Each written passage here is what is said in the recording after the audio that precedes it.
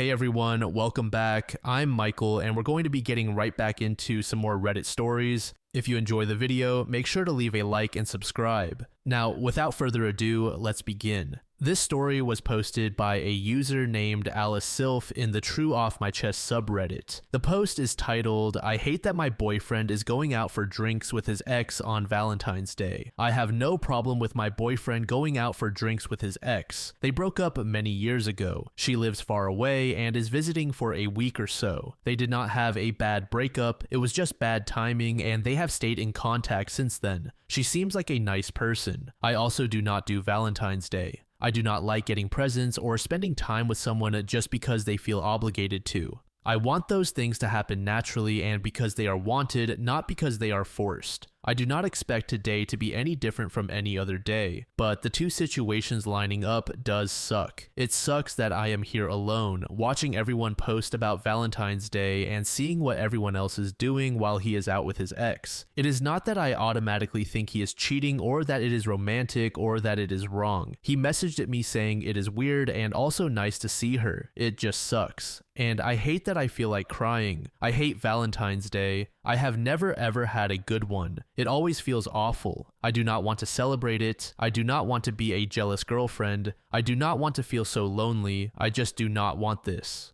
But ultimately, I am not going to say anything, and I know that is my fault and my failing, so instead, I'm just going to be at home alone and cry. Update. So, an update for people to help explain my headspace. I feel worthless. I did not recognize how letting many little things go meant letting go of things I actually cared about. Until last night, I felt hurt, but felt I should not be allowed to feel that way. He is not a bad guy, he is just oblivious to how he makes me feel sometimes. And that is not his fault. I cannot communicate my feelings because I feel I have no right to them. I have a lot of issues and am really messed up. I am still figuring that out. I want to be in therapy, but that is not available where I am. I am disabled with no ability to work or go private. It came to a head last night because I realized I was hurt and angry, but immediately shut those feelings down. And I guess I finally realized I should not do that. I have told him we need a break, that I do not know how to proceed. I told him that yes, he often makes me feel worthless because he says nice things and says things he wants to do, but actually does the opposite. My boyfriend loves in words, not actions. I feel love in actions, not words. And yes, I am polyamorous. I have been in happy polyamorous relationships before because I struggle with monogamous relationships. I hate feeling trapped and dependent. But that was when I had other things in my life that made me feel worthwhile too, when I could work and have goals. And just because we are polyamorous does not mean we do not have rules. Friends, family, and exes are still cheating. It is not an all or nothing situation. This was not about cheating though. It was about how worthless I feel and realizing I should not have to. Just because I do not want big gestures does not mean I do not need small consistencies. I am autistic and very traumatized by my past. Communication skills are not something I was taught. I was taught to be quiet and not make other people upset or angry because that is not nice. I was taught that I do not love how normal people love, so I should just accept what is given. But you cannot really be in a relationship when you shut down all expectations and do not communicate what you actually need. I know he wants to work on things, but that involves me learning basic human relationship skills. I know the logical answers to problems. I do not know how to feel them and express them. I feel I have been pushed so far back in the priority of his life, and I have let him because I do not feel I deserve anything more, and I do not know how to come back from it. Update 2. I already did a short update the morning after, but it has been a rough couple of days. So yes, this post was a problem. I have been annoyed at him and at myself. He made mistakes and so did I. It was never about whether I thought he was cheating. I know he did not cheat and do not think he will. Yes, we are polyamorous, but we still have the ability to cheat on each other by breaking the rules we have in place, like no exes. This was more about realizing I felt very unloved and worthless, not because of this one act, but because of months of his lack of action and a year of declining health that has taken away everything that gave me meaning and made me feel worthwhile. When I received the message that he wanted to take me to dinner but had not made any plans, a dinner he had wanted to take me on for over a month month but never found the time to plan, yet suddenly found the time to go out for drinks with someone else. It hurt, and I did not understand why. It was not because it was Valentine's Day, it was because I saw everyone talk about how loved they felt, and I realized I did not. At the same time, I was planning a mini trip for his birthday next month and realized that he would not do the same for me if he could not even arrange a dinner or an evening together that was not just sitting on the sofa. Just because this activity did not have an immediate deadline did not mean it was not important. I realized through this post that my immediate reaction to that was to push it down and not say anything, which makes me feel stupid and pathetic. So yes, I have told my boyfriend how I feel. It is not about big gestures, it is not about who he chooses to spend time with. It is about the fact that he could not find time to spend with me. If he wanted to be with me, he would have been before this point. Saying you want to be with someone or do things with them, but constantly failing to do so is a problem. I also have a lot of work to do on my own self-worth and communication skills. I lack many of the basic abilities to recognize my emotions and communicate them. There are many reasons for this, not excuses, but they have created this situation. I need to get better at this for myself, but also for anyone I am trying to have a relationship with. My boyfriend and I have taken a couple of days apart to think about where we want to go from here. Ultimately, talking about the state of our relationship is only part of the solution. What is more important is the actions we take going forward. I need to be more vocal in recognizing my wants and feelings, and he needs to show me that he loves me and wants to be with me, not just tell me. I know people will be angry that I am not just immediately breaking up with him, but this was never about cheating. Relationships break down for many reasons, and often it is more nuanced than that.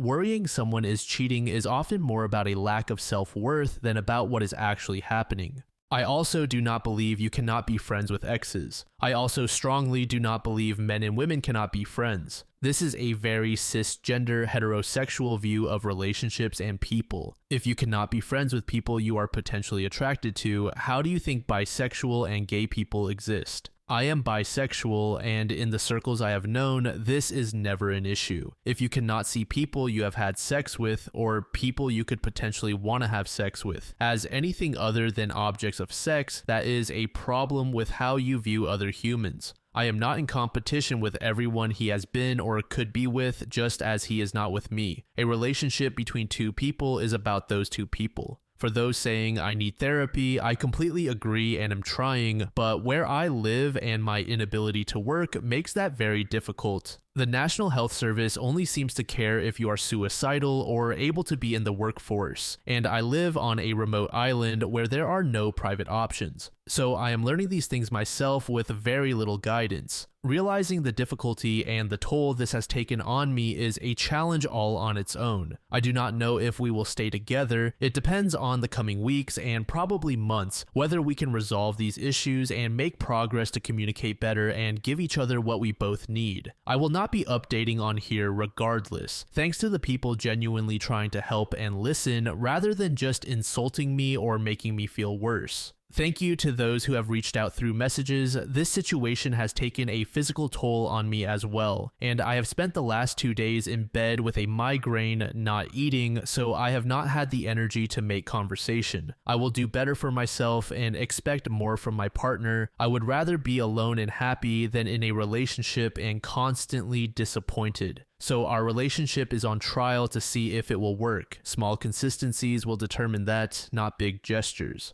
Ultimately, I think it can be summed up as, just because I do not require much does not mean I do not deserve the bare minimum, both for how I treat myself and for how others who care for me treat me. Sunfire Garen said, OP seems exhausting to deal with. I could not even make it through the entire post. To this comment, user Mordax Tenebrae said, yeah, she really set herself up for failure. Her boyfriend or ex-boyfriend was not helping with his choices or actions, but it is hard to fully blame him either. She first deprioritizes or signals that she does not like arbitrary celebrations like Valentine's Day or birthdays, so her boyfriend's takeaway is to not plan anything special with her for those times.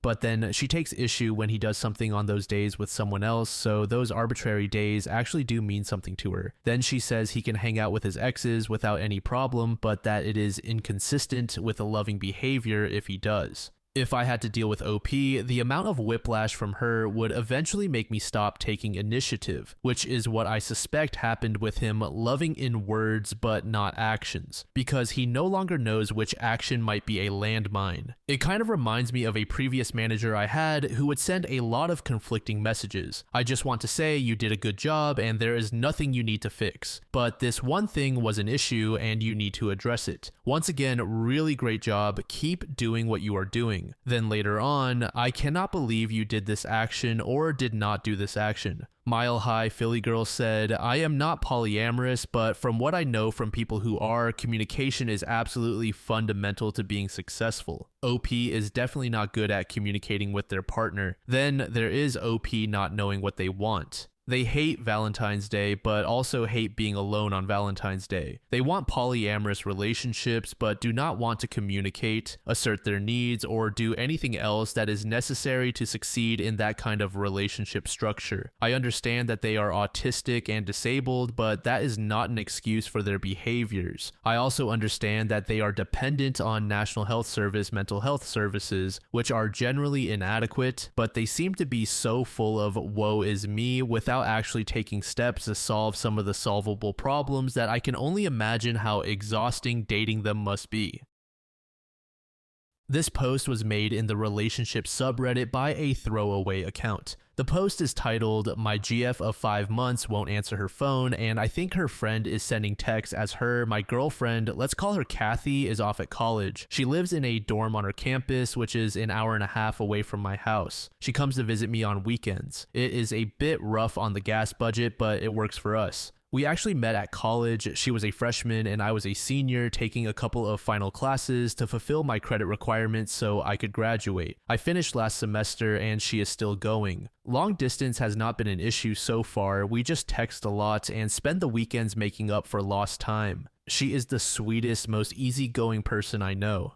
But today, something weird happened. We normally text throughout the day. We texted during the morning, then she had class, so I stopped for a couple of hours. Normally, she texts me at lunch, but she did not. I texted her and she did not respond. I figured maybe she was busy. I texted her a couple of times an hour later when she normally studies. Nothing. I started getting worried at dinner time. I called her and she did not pick up, which is really unusual for her. I started texting things like, "Are you okay?" and "Please pick up." She did not answer, so I started searching through my desk for my address book to find the numbers for her friends. I figured maybe her phone was dead or broken, but while I was searching, I finally got a response from her phone. It said, "I'm okay, sorry my phone was on silent." But Kathy does not text like that. She texts with capitals and complete sentences with normal punctuation. She also adds smiley faces to every single text, which I tease her about all the time. I texted, "Are you sure you are okay?" and she said, "Everything's fine, OP." That really caught my attention because Kathy exclusively calls me by a nickname. Most of my friends do. So I dug out my address book and found the phone number of Kathy's roommate, Lauren. I texted her, "Hey, this is Kathy's girlfriend. Do you know if she is okay?"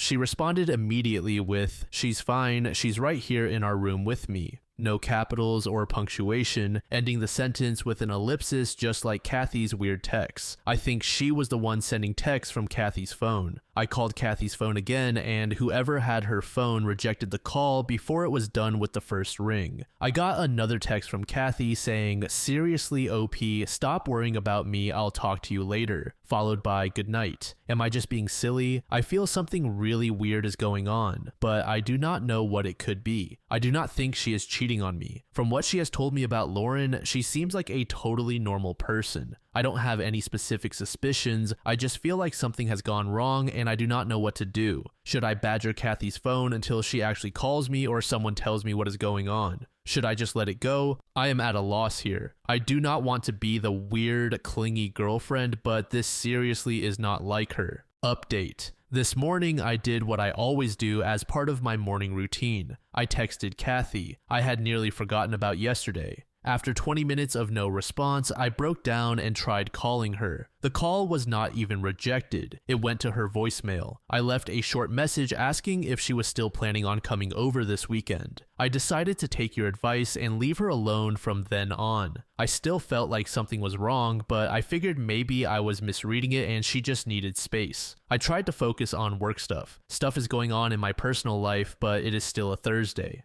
Then at about noon, I got a text from a mutual friend of Kathy and me, Ben. The exact words were, "Ben, hey OP, how are you holding up?" Me, "What do you mean?" Ben, "I mean with Kathy." I called him immediately and asked what was going on because I could not get a hold of Kathy. There was like 5 seconds of just stunned silence, and then Ben dropped the bomb. "Kathy is in the hospital." I tried to interrogate him, but he did not know much, just that she was having some kind of emergency and could not take visitors. He said he had heard it from her roommate this morning. He apologized because he legitimately thought I already knew. He was actually texting me because he wanted to know if there were any updates. I called Kathy and got voicemail. I called Lauren and got another instant rejection. I called her parents' house and finally got someone. Her father said that a nurse had called early that morning and her mother had gone out there to see her. I tried to ask more questions, but her father really does not like me and refused to tell me anything or even give me Kathy's mother's cell phone number. I have texted a couple of her friends, but like Ben, they could not tell me anything. So my girlfriend is in the hospital and that is literally all I can find out about the situation. She has been there since yesterday and she is still there today and still has not contacted me in any way. What do I do? Do I drive out there? We have only been dating for 5 months. I have no idea how serious this is. It is a 1.5 hour drive. And I still do not know why her roommate went out of her way to hide this from me. Does Kathy not want me to know she is in the hospital for some reason? And even if that is the case, why could not she just lie to me herself? Or did her roommate go crazy and hurt her, and that is why she is in the hospital and now her roommate is trying to cover it up? Everything is so frustratingly vague. I feel lost. Any advice or insight is appreciated right now. Update 2. Hey Reddit, sorry I was gone for so long. A lot has been happening. I will try to summarize here and I will put the full story behind the first post in a comment. Kathy had a seizure in class, went to the hospital, told Lauren not to worry me, and Lauren misinterpreted it as telling her to lie to me. Ben tracked her down and told her off. I went out, stayed in a hotel, visited with Kathy, and also found out from her mother what was going on. She has a rare genetic disorder which I will not name because that would pretty much instantly identify her. Her mother is warming up to me even if her father still kind of hates me.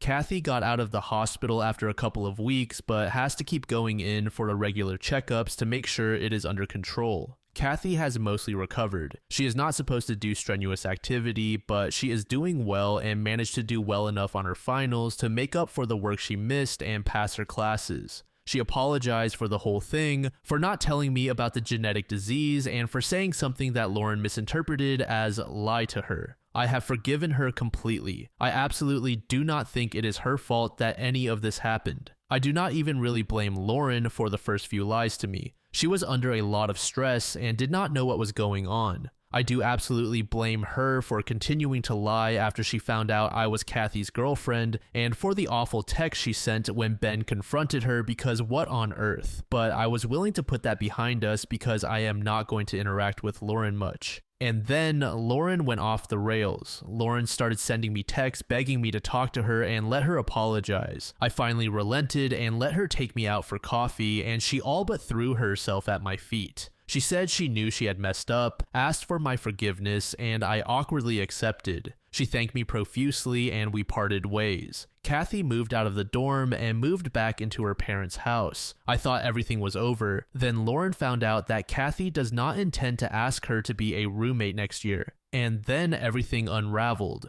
Lauren started blowing up Kathy's phone, demanding to know why Kathy hated her, saying that she had already apologized for everything, and asking why Kathy was being so cruel and unforgiving. She just generally made Kathy feel terrible. I called Lauren intending to ask her to stop, and she started sobbing over the phone, telling me she has a crush on Kathy and a crush on me, and she cannot bear never seeing either of us again, and asking me to give her another chance. I was really startled, so I think I just stammered out something about how I forgave her, but she needed to stop harassing Kathy. She worded things vaguely, but I think she agreed. I hung up. She did stop incessantly texting Kathy, so I thought it was over again. Now today, Ben texted me asking if Kathy and I had broken up. I told him no and asked where he got that idea, and he said that Lauren is telling everyone, including many of our mutual friends, that Kathy and I are no longer together and that Lauren is dating me long distance. I have no idea how to react to this. Lauren seemed like such a normal person, and now she is doing this. I told Kathy, and she said it seemed really out of character for Lauren and looked worried. Lauren lives far away in a different part of the state, so we are probably never going to run into her again if we do not want to, but she lives near a bunch of my college friends whom I did intend to keep in contact with. Kathy and I hung around in the same circles, and after I graduated, she would sometimes bring Lauren with her to events because Lauren did not seem to have many friends. So Lauren knows all of these people, and I am sure she is talking to them. I do not know if I should clear it up, just try to ignore her, meet with her, and hash this out, or something else. I have never been in a situation like this before. Final update. Lauren was roommates with my current girlfriend, Kathy, in college. College is now over, and Lauren lives about 3 hours away from Kathy and me, but near a lot of our mutual college friends. I barely know her. Over the past month, Lauren has started to become obsessed with both me and Kathy, especially me. I still do not know what incited this. She found out that Kathy was not going to request her as a roommate again come fall, and started spamming Kathy's phone with texts, calling it a betrayal of their friendship. Kathy was very uncomfortable with it and is bad with confrontation, so I called Lauren and asked her to stop harassing Kathy. She broke down crying and said that she had a crush on me and also had a crush on Kathy, but when I pressed, she did agree to stop contacting Kathy. The text stopped, so she at least respected the request. Then a mutual friend told me that Lauren had been spreading the idea that she was dating me. Kathy and I got together and called her on speakerphone, and Kathy asked her why she was doing that. Lauren tried to convince Kathy that I really was dating Lauren. Her story was that I had told Lauren I had broken up with Kathy, and if I actually had not, then I was a liar and cheating on Kathy with Lauren without Lauren's knowledge. But Kathy kept pushing, and eventually Lauren had a meltdown and started admitting some horrible things about how she had been treated badly by past boyfriends and how now she was trying to become a lesbian. Kathy suggested she get therapy, and Lauren screamed that she was not insane and hung up. That was the last actual interaction either of us has had with her. She will not answer her phone. This was about 10 days ago. 2 days ago, Lauren drove 3 hours from her house to my parents' house and convinced them to let her in. She told them that she was my new girlfriend. They thought it was weird, but let her in and she had dinner with them. She was supposedly friendly and perfectly pleasant to my parents, talked the whole time about how great I was and how she was dating me, and left without incident. She did not do anything wrong, but I still find it terrifying that she somehow tracked down my parents' address and took a 6-hour round trip just to try to convince them she is dating me. This is really freaking me out. Lauren seemed like such a normal person from Kathy's descriptions in college and the couple of times I met her, and that is how she comes off to everyone else too. A lot of people have started giving me weird looks and implying that I am the one lying when I deny that I am dating her now. She has not made any threats. She stopped contacting me and my girlfriend when I requested it, and she has not come near me personally, but she drove for 3 hours to try to convince my family that she is dating me. Does this qualify as harassment or stalking? Can I get a restraining order? I'm afraid of what she will do next, but I do not know if I have enough of a case to take any preemptive action against her yet. And I am very afraid it will not be taken seriously because all of the people involved are women. I have heard horror stories about the police disregarding harassment and even sexual assault in the lesbian community. I am losing sleep over this. Please help. Thank you. Droff Mum said, "This was 10 years ago. Lauren is now wearing OP as a skin suit and lives alone in an apartment with Kathy's mummified remains." Exovo said, "That last update activated my fight or flight response. She did not technically do anything wrong. Ma'am, you are in danger." Dubious People Pleaser said a friend had this kind of text all day long distance relationship. One day, the text went unanswered. Unlike OP, she contacted the police, afraid something might have happened. That is how she found out about the family he was hiding and his convictions. This final post was made in the relationship advice subreddit by a throwaway account. The post is titled, "How do I get my sister to forgive my GF, or at least remain cordial?" I have been with my girlfriend for 4 months now. We met at a bar and she is legitimately the most gorgeous woman I have ever seen. She is tall, in shape, and very pretty. She is just stunning. Everything about the relationship is great. The sex, our friendship, and our sense of humor align. We have differences in our relationship. I am very progressive and she is very conservative. Normally, I have a hard time getting along with conservatives, but she has taught me to be more open-minded. Now, the conflict with my sister arose when my girlfriend was looking at something on Twitter and rolled her eyes. My sister asked what she was looking at, and my girlfriend brought up some pro-abortion post. My sister softly defended abortion, and my girlfriend is staunchly against it. This is where things got out of hand. My sister opened up about her abortion, saying that it was the hardest decision of her life and told my girlfriend not to be judgmental. My girlfriend basically told my sister that she was a selfish person and irresponsible for getting an abortion. My sister actually cried and asked me to take her home. I drove my sister home and she said my girlfriend is a terrible person. I let her know that I do not agree with what my girlfriend said, but she is not a terrible person. She is a great person who made a mistake. My sister got angry and just stopped talking to me. She will occasionally send me TikToks or videos she finds funny, but she declines anytime I ask to hang out or have phone calls. Our conversations are non-existent and only consist of sending each other videos. I confronted my girlfriend and told her that what she said went too far. My girlfriend agreed to apologize, but my sister says she wants nothing to do with my girlfriend anymore. That is fine, but she can at least talk to me. My girlfriend is here to stay, whether my sister likes it or not, so I'm trying to get my sister to get along with her or at least go back to normal with me. Update. I love my girlfriend. She is really attractive and the sex is great. Unfortunately, she is very religious and I do not agree with the way she wants to raise our child once he or she is born. I still believe abortion is the best option, but it is her choice and she has made it clear we are keeping the baby. We are going to move in together and I am going to join the military. Luckily, she has a good job and her work is flexible enough that she is not tied to a specific location. How do I get her to recognize that she does not get to dictate how we raise our child? Update 2.